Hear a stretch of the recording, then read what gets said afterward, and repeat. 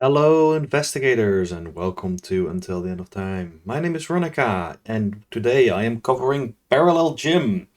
Yesterday, out of nowhere, FOG dropped the Parallel Gym article, and so we have a new Parallel Investigator to talk about. I hope you're all familiar with the original Jim Culver, the magician who has the special ability to treat modifiers on skull tokens as zero, and you can treat your Elder Sign as a skull token. Jim has. I don't want to say Jim has been treated poorly. I think Jim has correctly been identified as an investigator that isn't the most powerful, and that was a little bit linear. There wasn't a lot you could do with his ability in the current card pool that really made him stand out. That being said, I've always said that Jim was perfectly serviceable, at least on standard difficulty, and I believe, at least according to some of the discussion I've had with people who play more hard and expert, that he's actually not that bad on higher difficulties because the fact that skulls are always zeros for him mean that you can do bag manipulation tricks to actually have a much higher chance of passing certain tests that other investigators really struggle with.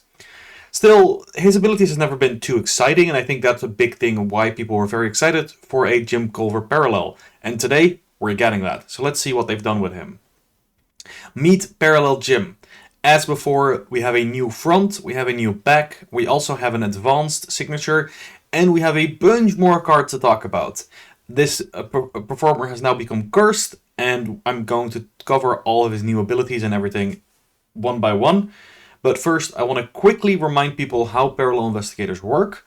You obviously can still play the original investigator, just using the original front and the original back, as well as playing the new parallel investigator with their new parallel deck building.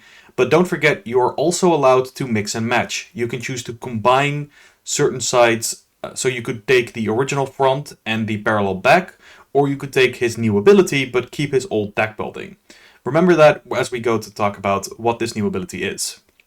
Oh, and I almost forgot, there's also the new advanced signature cards, which you can use to replace his original signatures. You just have to swap both his weakness and his asset.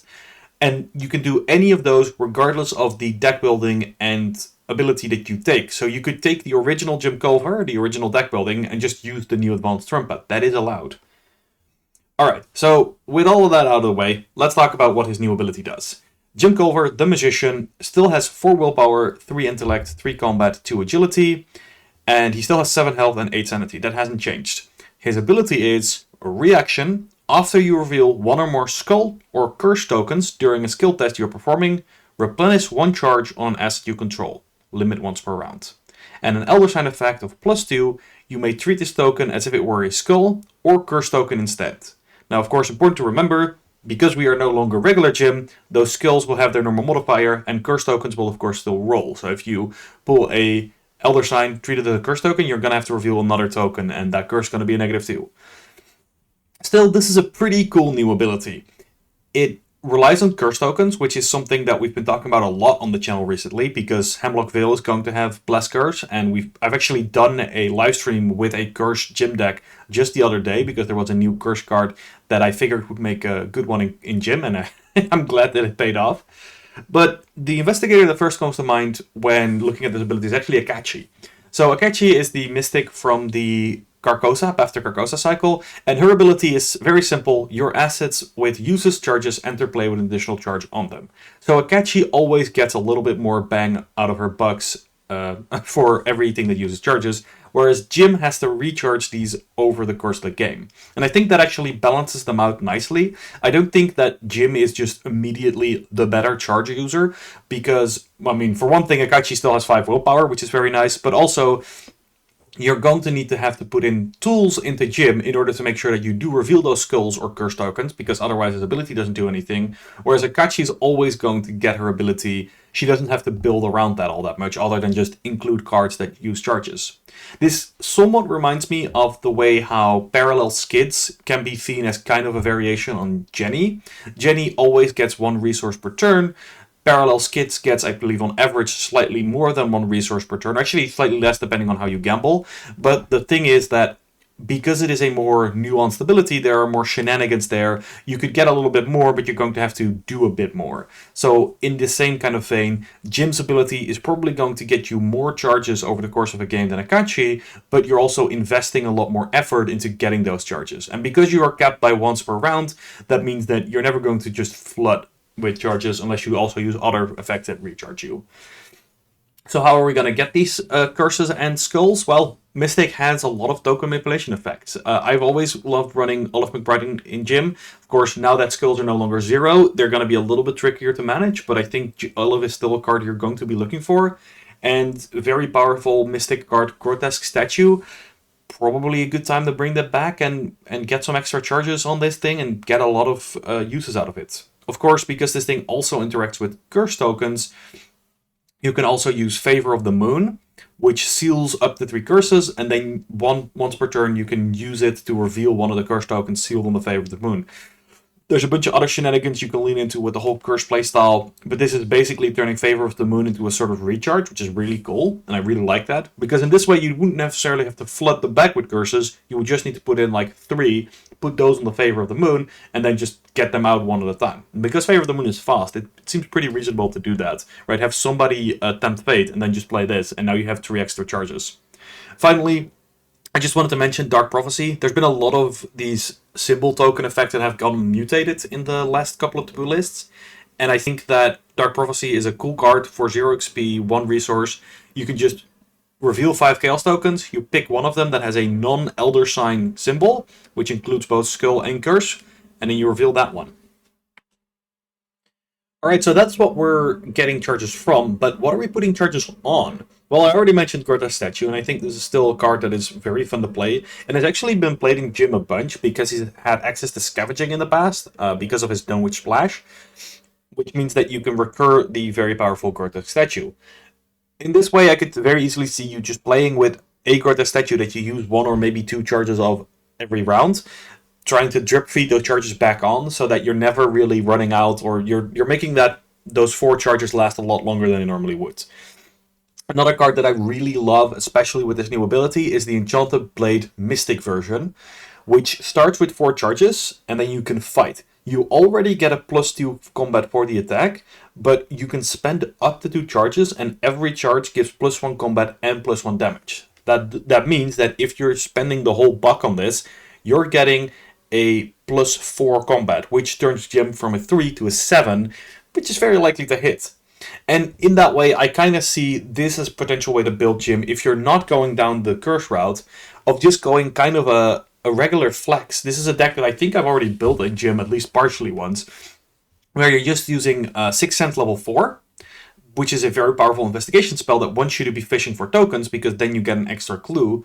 And so you use Olaf McBride to do the clue fishing, and then you're just putting charges on things that are very good. And it's not necessarily a combo, as much as it's just kind of synergistic and powerful, and you're kind of self-sufficient, because your 6th Sense helps you get clues, you have Mystic Tool, so you're kind of resistant to the encounter deck anyway, and then you have Enchanted Blade for when a big enemy shows up, you just hit it really hard. You're not a designated fighter, you're not a designated cluer, you're just kind of vibing, and I kind of like that for Gym.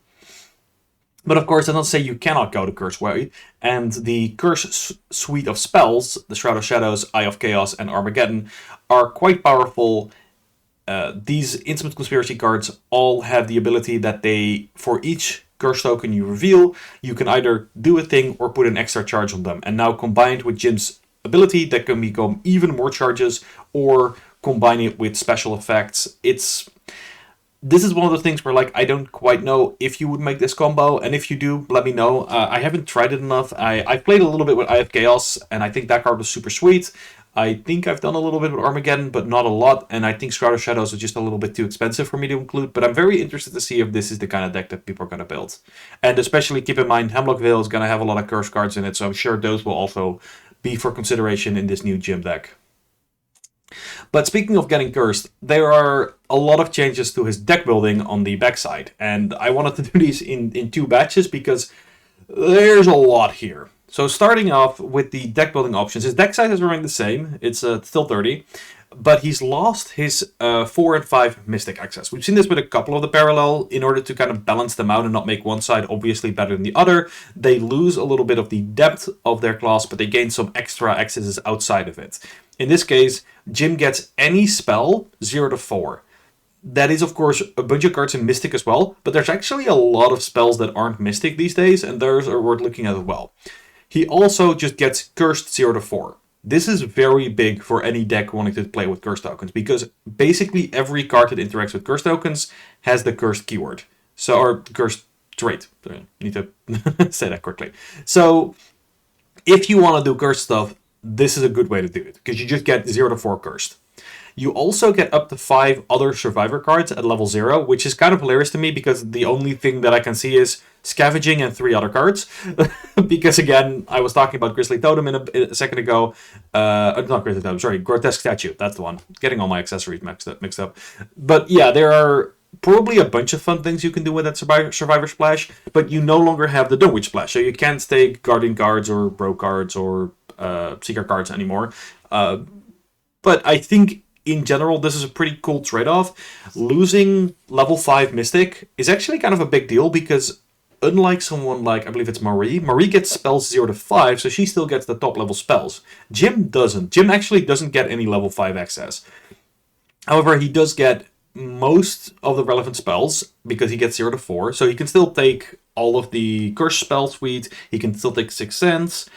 So he's just a little bit more limited in that way, and getting to take off-class spells and off-class curse cards, I think, broadens him up a lot. However, there's a lot more to this backside, which we are now going to discuss, because we are going to be talking about the Beyond. So, this backside also adds a Spirit deck, which requires you to take 9 different ally assets from any class 0 to 2, and a new weakness called Vengeful Shade. We'll get to that one in a bit. And then at the start of the game, you shuffle the Spirit deck face down, shuffle it and put it aside, and then that deck is separate from your main deck. You can't put the cards from your main deck in the Spirit deck or vice versa. They are separate. And the Beyond, well, let's talk about the Beyond. It is the Bleak Netherworld. It is a permanent asset, Gem cover deck only, Sanctum and Spectral traded. Each attached spirit loses all printed traits and gains the Geist trait. When damage or horror would be placed on an attached spirit, it must be placed on Jim Culver instead. That ability is mostly relevant for cards like Beat Cop and Field Agent, as we'll get to in a bit. First, when your turn begins, attach the top card of their spirit deck to the Beyond as a spirit. If 4 or more spirits are attached, flip this card and resolve its text. There's a bit, I'm actually going to skip the first part and talk about the reminder real quick, because this is kind of annoying. It's a reminder, but it's actually like very important rules text. Spirits attached to the Beyond are in play, but only retain their name and text box. Spirit do not take up slots and do not have health or sanity values. When a unique spirit is attached to the Beyond, any other assets that share its name and is already in play is discarded. Spirits are always discarded to the bottom of the spirit deck. These are important rules. These are important to know. So what it's going to be is we have these 9 allies, level 0 to 2, from any class, that we can put in this spirit deck. When our turn begins, we get one of those for free into play. But we don't get the health or sanity value. They don't take up a slot. We only have their text box and their name. If it's a unique ally, it kicks out any other allies that we already have in play with that name. So we probably want to avoid doubling up on any unique allies. But then if we get 4 or more spirits attached, we have to resolve the Beyond. Forced, one at a time, choose each non-weakness spirit attached to the Beyond and reveal a random token from the Chaos bag. If it's an Elder Sign, we can either heal a horror or flip another spirit. We don't have to reveal a token for that one. If we reveal a out of fail, we discard the spirit and we take either a direct damage or direct horror. If we reveal a skull, we discard the spirit, we heal a horror. If we reveal a cultist, Elder Thing, tablet, or curse token, we must either discard the spirits or take a direct damage. And any other token, we discard the spirit, then we flip the Beyond back over to its asset side. Okay, that's a lot, and we haven't even talked about the Vengeful Shade yet. But basically, once we get the 4, and it's worth pointing that when we flip that 4th one, we immediately have to check the Beyond, so it could be that we don't get a lot of benefit out of the 4th one that we flip. But if we flip, once we flip our 4th, we have to do, and most of the tokens that we're going to reveal are probably going to discard those spirits. So they're not going to stay in play for very long, but they might give us powerful temporary benefits. I do think that thematically this is great, because it really does feel like you're getting a little bit of help from these various spirits. They're not super useful, but they don't really cost you anything. But of course, meddling with these things is dangerous, and you're going to take damage or horror if you hang out with them too much. It's worth saying that I would remind you to be careful not to go, oh, I'll just reveal all these cultists, tablets, or curse tokens, right? You can flood them back with curse tokens. And then I'll just take direct damage and not discard the spirits. Which is a good idea, except that the next turn you're going to have to do it again. Because there will still be 4 or more spirits attached, and therefore you will still have to flip it over. I personally think that it's probably going to be best to try and manipulate it so you can keep one of the spirits alive, and then just get rid of the rest, or just accept that you're going to lose all your spirits when it flips. Now there's also the Vengeful Shade. This also gets shuffled into the deck, and it's a 5/2/5 monster geist with Hunter, Prey, Jim Culver only, and it attacks for 2 horror. You may fight or evade this enemy while it is attached to the Beyond, as if it were engaged with you. If you succeed, discard it. If you fail, spawn and engage with you. When you attach the spirits to the Beyond via its forced effect, the Forceful Shade attacks you. So basically, when you flip this, I believe it doesn't do anything yet. I think it only starts triggering on the next spirit you attach. And then when you can attack it or evade it while it's attached. If you succeed, you discard it. It goes to the bottom of the spirit deck. If you fail, it spawns. You now have to deal with it. I think this is an enemy that very reminiscent of the Watcher from Another Dimension. That is Patrice's signature weakness. And I think this is probably a reasonable effect. Pretty cool thing to have in there. Makes me want to put Storm of Spirits back in my deck because it lets me kill this thing while fighting a much easier enemy. I don't think that only works when it's gone into play, but there are ways around that. Alright, so what are we actually putting in this Ghost deck? Keep in mind, it's been less than 24 hours since the article released. I haven't had a lot of chances to really think about this. I've been quite busy, but I have already used the Discord chat to get some ideas out, and something that immediately a bunch of people pointed out is, hey, there are a bunch of allies that have discard effects, that if we use them, we can try to avoid hitting that 4 threshold. Now, there are, I believe, already some hypothetical builds that just, never get the 4. They can manipulate it. I don't necessarily know if I'm that compulsive about it. The main thing that I'm thinking is, hey, I maybe want to get one very good ally attached, and then I get a couple of cheap, disposable allies that give me some benefit. And so, the ones that I was thinking, hey, the Mysterious Raven, you have to take 1 horror, but then you get a free clue. So it's kind of like working a hunch. It's like Joe's hunch deck. That's very nice. Stray Cat gives you a free evade. Beat Cop, while you let him hang out, gives you +1 combat, which is great with that Enchanted Blade build I was talking about earlier. And you can just discard him for 1 damage. That ability is a lot better when you're not paying 4 to put this guy into play. And then there's the Priest of Two Fates, which is more interesting in Bless and Curse builds, because he adds Bless tokens to the bag, and at the end of the upkeep, you either add a Curse or you discard him, so you can kind of choose how long you want to keep him around. Because it's important to remember, you don't get Soak on any of these, and any ability that deals damage or horror to them makes them deal damage or horror to you instead. Okay, so to be clear, because they're not allies, there's not going to be treacheries that deal damage to them, and they also don't have their health and sanity values. So there are a couple of treacheries in the game that deal damage to every card that has a health value. These allies, the spirits, the guys will not have health value, so you don't have to worry about that. But any effect like Field Agent or the upgraded Beat Cop or Grant Wagner, who all deal damage to themselves in order to do a thing, those will hit Jim instead. So there are other allies that I was considering, because of course we're starting at level 0, you need to put 9 cards in there. I think Leo Luca is kind of a slam dunk for me. Basically paying 0 to get a free Leo for a couple of turns is already kinda nice. You just get a bonus action every turn. I think that's pretty good. As long as nobody else is on Leo, that's pretty great. Gregory Gry, you're probably going to make at least a little bit of money off of him, and you're not that worried. Once he's run out of money, you can just discard him when the trigger happens. Laboratory Assistant, when she enters play, you get 2 cards. Art Student, when she enters play, you get a clue. There's a lot of effects that just having them in this Geist deck and flipping them over, and then you're not too worried if they go. So I think this is a neat effect. But I do want to say, and I know on this channel I try to be positive, right? In general, I want to be an advocate for the game. I want to be an advocate for the people who make the game. I want to be positive.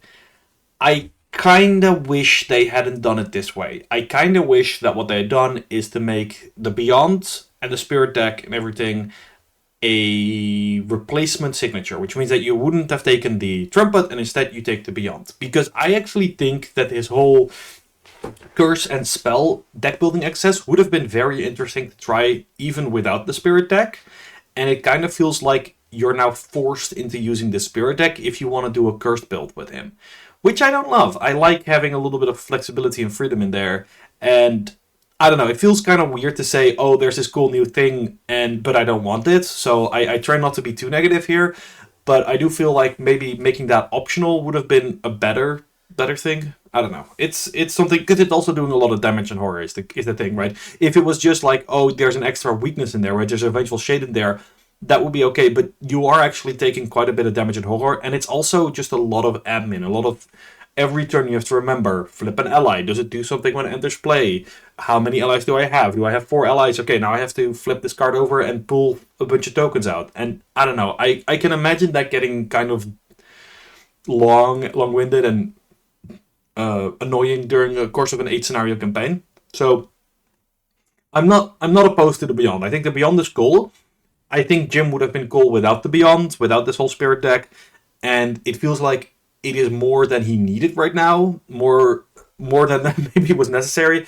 But I also think that it's really cool, and I hope that people experiment with it and try it because it does seem like a really cool thing to have this ghost deck. Well, we're almost done because there is the upgraded Jim's Trumpet, or the advanced Jim's Trumpet. So as a reminder, you can include this in your deck by also taking the advanced Final Rhapsody. And the way they've changed, the cost is the same, the slot is the same, the traits are the same.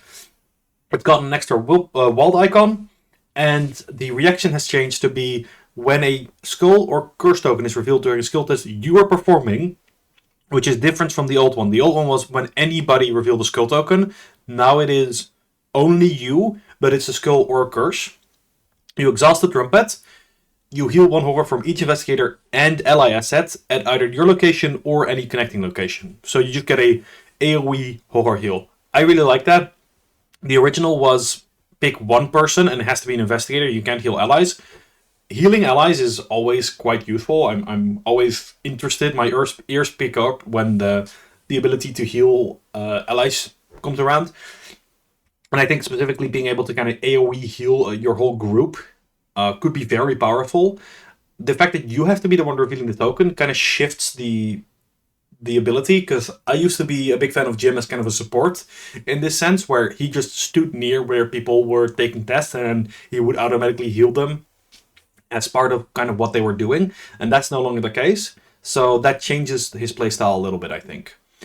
The Final Rhapsody upgrade is terrifying, because it now goes, you still reveal 5 curse tokens, 5 chaos tokens from the chaos pack, but it is no longer just skulls and autofills that do the damage and horror. Instead, it is any non-Elder Sign, non-blessed token, symbol token revealed. You take a damage and horror. This could potentially deal a ground total of 5 damage and 5 horror, and there's already been a bunch of math happening about how likely that is to happen.